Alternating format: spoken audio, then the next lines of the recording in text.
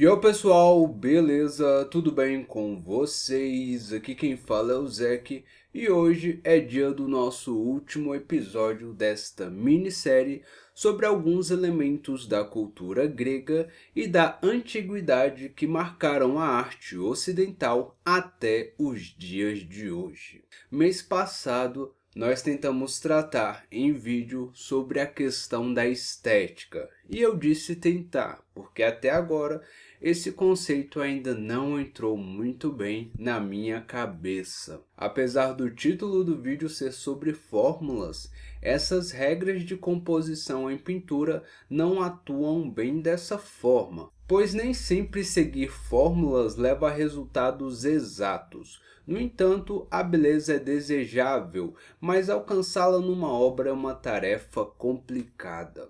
Tendo em vista essa missão, vários tratados e escritos sobre arte foram feitos, tendo em vista chegar a um consenso de regras para se fazer uma bela obra de arte, ou pelo menos admirável. Como sabemos que a beleza é subjetiva e nem sempre obedece aos padrões de beleza, como vimos no vídeo sobre estética, muitas dessas regras caíram em desuso com os anos, e apenas aquelas realmente eficazes continuaram sendo usadas até hoje como a regra dos terços. Por isso, não encare nada nesse vídeo como verdade absoluta, pois o que realmente queremos é aprender. Chega de papo e vem comigo. Nesse vídeo eu vou falar sobre duas regras já conhecidas na arte e uma terceira que eu descobri ano passado na facul. E começamos esse vídeo falando da proporção áurea, ou sequência de Fibonacci.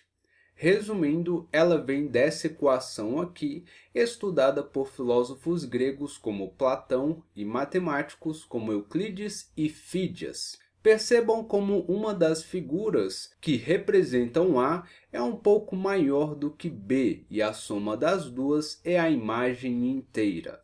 Gravem essa parte, pois depois veremos algo interessante.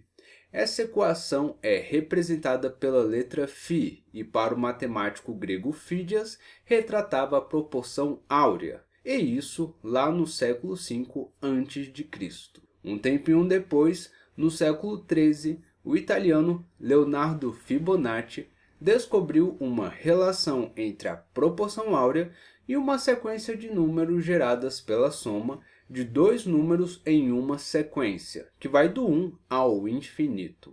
1 mais 1 é igual a 2. Agora, some o resultado mais o número anterior e temos 3. Repita o processo mais 4 vezes e chegamos ao número 34, razoável para esse vídeo. A questão é que φ era igual a 1,61 e uns quebrados, mas se você tirar a razão dos outros números somados, como 13 e 21, chega a números próximos, como 1,62. Como eu não sou bom em matemática, e provavelmente vocês não, vamos pular esses cálculos, pois o que realmente ficou aparente é que essa equação tinha algo de quase místico na época. A coisa começou a ficar interessante quando transformaram cada sequência dessas em um quadrado, um ao lado do outro, formando sempre um novo retângulo. Sim, se você notar, esse enorme caracol é composto por infinitos quadrados e sempre formam retângulos. Essa forma sempre deixa um lado maior e outro menor, como a equação original. E como os artistas aproveitaram isso? Quando percebemos que podíamos usar essa relação de mais e menos em nossas obras, principalmente numa pintura. Geralmente, o lado mais amplo foi escolhido para representar coisas em segundo plano, como o cenário, e o menor lado, o tema da pintura. O contrário também funciona, como em uma foto de uma paisagem. A Mona Lisa, por exemplo, se encaixa nesse retângulo porque, além de ser um retrato, o que nos interessa é justamente o seu rosto, que fica lá para cima. Essa fórmula foi chamada de retângulo de ouro. Mas isso pode não funcionar muito bem em formatos quadrados. Foi aí que vimos que precisávamos de outras formas de compor uma bela imagem. A regra de textos foi outra tentativa de estabelecer uma base para auxiliar o artista visual a compor melhor sua cena, já que questões como cor, luz, sombra, cenário e etc. já são complexas por si mesmas. Imaginem tudo isso junto em uma pintura. Foi então que o pintor inglês John Thomas Smith escreveu em um livro em 1797, inspirado por outro pintor inglês, Sir Joshua Reynolds. Esse que já propõe uma forma de equilibrar as quantidades de luz e sombra em uma pintura, assim como a importância de uma fonte maior e outra menor de luz. John expandiu a ideia, procurando uma forma de dividir o quadro de um jeito que fosse mais fácil de transmitir aos observadores o sentido, o tema, o sujeito da obra. Como assim, Zack? Calma. John propôs dividir a tela em 3/3, isso é, 3 fatias iguais, seja no sentido horizontal, seja vertical. Nos pontos onde essas linhas se encontram, era muito mais provável de estar o centro de interesse da pintura ou imagem, assim como vocês estão vendo aí. Muito tempo depois da sua morte, descobrimos que podemos modificar essa regra para criar coisas interessantes, como um contraste ou 2 motivos. Também, aplicando isso em uma foto de uma paisagem, podemos apenas usar as linhas horizontais ou verticais sem pensar muito nos pontos. Isso porque quanto mais espaço damos ao nosso centro de interesse ou tema da obra, mais importância ele ganha e fica mais evidente ao observador. Lembrem-se agora daquela divisão retangular de antes. Veja como o raciocínio lembra um pouco a regra dos terços. Por último, temos algo que ficou mais conhecido como uma teoria do que uma fórmula, apesar de fazer certo sentido.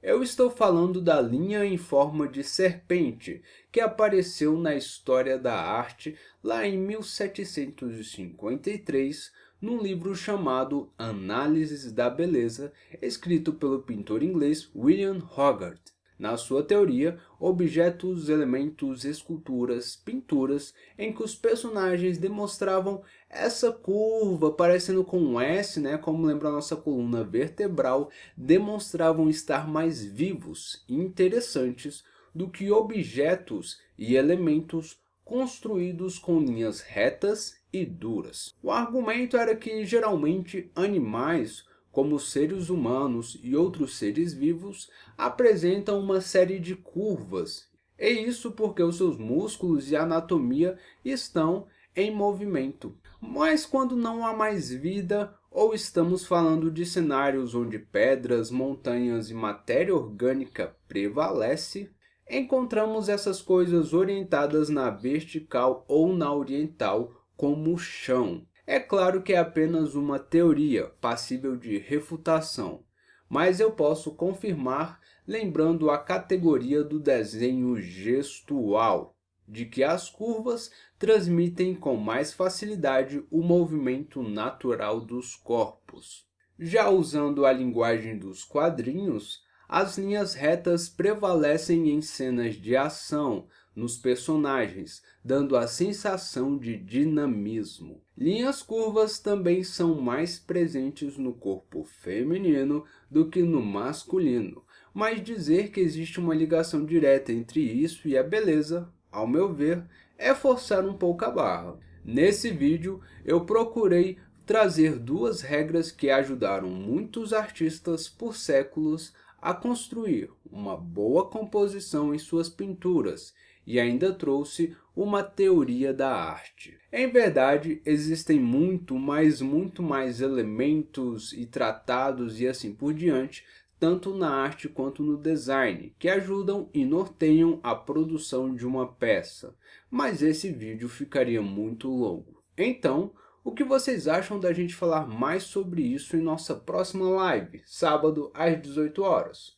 Vejo vocês lá. Bem, pessoal, é isso. Eu espero que vocês tenham gostado desse vídeo. E para os artistas que estão inscritos no canal, uma outra coisa para usar em suas criações agora. Eu uso até hoje a regra dos terços e outros fundamentos porque realmente ajuda. Só não fiquem presos a elas. Como finalizamos essa minissérie, agora está na hora de partirmos para outros campos. E são vocês que vão me ajudar a escolher os próximos temas. Se você gostou do vídeo, curte, mas se gostou mesmo, então dê like triplo e compartilha. Gostou do canal e quer ver mais vídeos como esse? Se inscreve e clica no sininho para não perder nenhum vídeo. Comente a tua sugestão para os próximos episódios. Curta Arte e Educação no Facebook. Lá eu posto um conteúdo sobre arte. Curte Isaac Arts também. Lá eu posto minha arte digital e tradicional. Me segue no Instagram. Lá eu posto meus desenhos e o canal tem o seu próprio Insta, é só me seguir. E também eu criei um novo canal onde eu falo sobre uma coisa muito diferente do que vemos aqui, games. Então se você tem interesse, passa lá. Lembrando que o Arte Educação é o nosso objetivo aqui. Muito obrigado por tudo, valeu, falou e fui!